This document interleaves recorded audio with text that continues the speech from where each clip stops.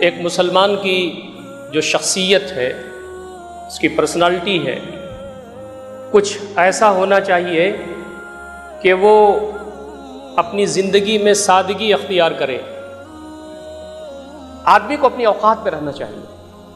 کبھی آدمی کسی کو برا بھلا کہنے لگتا ہے، کبھی آدمی سمجھتا ہے کہ مجھے صلاحیت زیادہ ہے، عہدہ میرا زیادہ ہے، میرا منصب زیادہ ہے، دوسرے کو کم در سمجھتا ہے، کچھ الفاظ کہتا ہے۔ تو صورتحال یہ ہے دوستوں اور ساتھیوں کہ ہمارے پاس تواضع، انکساری، خاکساری، سادگی ہماری زندگی میں ہونی چاہیے۔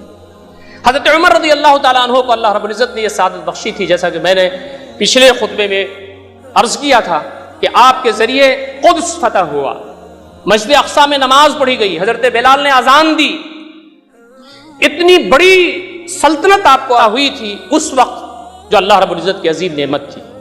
شیطان آ کے کہتا تھا کہ اتنی بڑی خلافت تم کو ملی ہوئی ہے، اے بادل تو یہاں نہیں برستا، نہ برس، تو جہاں کہیں بھی برسے گا اس سے جو خراج آئے گا، ٹیکس آئے گا، محصول آئے گا، وہ میرے بیت المال میں آئے گا۔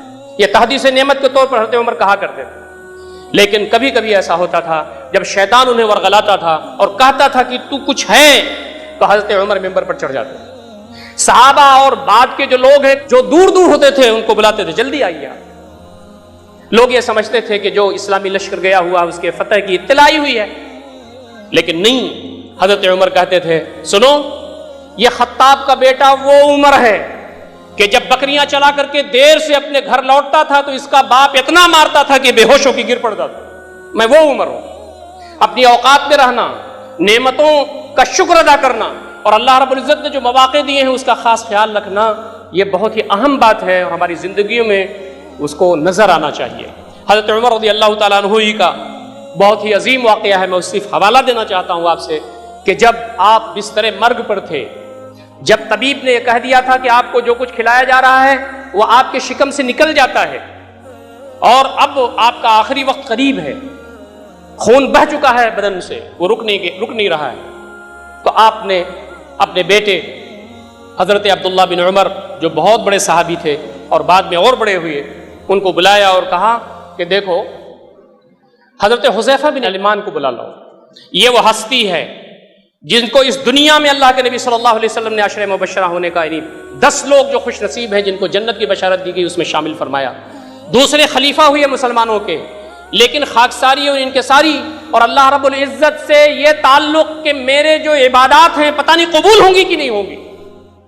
تہجد پڑھ رہے ہیں ہم 40 سال سے اور یہ کہتے ہیں کہ ہم نے جنت میں جائیں گے تو جائے گا کون؟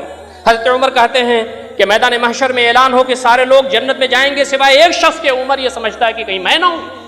الایمان بین الخوف والرجا، ایمان امید و بیم کے درمیان ہے۔ کہا بیٹے میرا آخری وقت ہے، حذیفہ بن الیمان کو بلا۔ حذیفہ بن الیمان رضی اللہ تعالیٰ عنہ صاحب و سر رسول اللہ صلی اللہ علیہ وسلم، نبی اکرم صلی اللہ علیہ وسلم کے رازداں تھے۔ آپ نے بتا دیا تھا کہ ہمارے ٹیم میں کون کون منافق ہے، کہا بلا لو۔ حذیفہ بن الیمان کو بلانے گئے، بلا کے لائے، وہ حاضر ہوئی حضرت عمر رضی اللہ تعالیٰ عنہ کے پاس۔ حضرت عمر نے روتے ہوئے یہ کہا کہ میں اللہ کا وعدہ دے کر کے تم سے یہ پوچھتا ہوں، نبی اکرم صلی اللہ علیہ وسلم نے مجھے منافقوں میں تو نہیں شمار کیا تھا؟ کہاں ہے تقوی، کہاں ہے ایمانداری، کہاں ہے اللہ کے راستے میں نیکی؟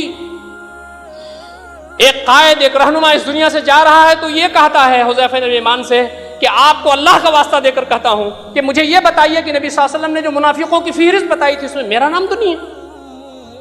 حضرت حذیفہ رونے لگتے ہیں اور کہتے ہیں کہ امیر المومنین یہ میرا اور میرے حبیب نبی اکرم صلی اللہ علیہ وسلم کا راز ہے، میں نہیں بتاؤں گا۔ حضرت عمر اور رونے لگتے ہیں، پھر وہ کہتے ہیں کہ میں دنیا میں آپ کے بعد کسی کو نہیں بتاؤں گا، آپ کا نام اس میں نہیں۔ جب جھانکنے کا واقعہ ہوا تو عبداللہ بن عمر سے یہ کہا حذیفہ بن الیمان کو دیکھتے رہنا، اگر وہ نماز میری پڑھتے ہیں تو ٹھیک ہے، ورنہ یہ سمجھو کہ میرا معاملہ خراب ہے۔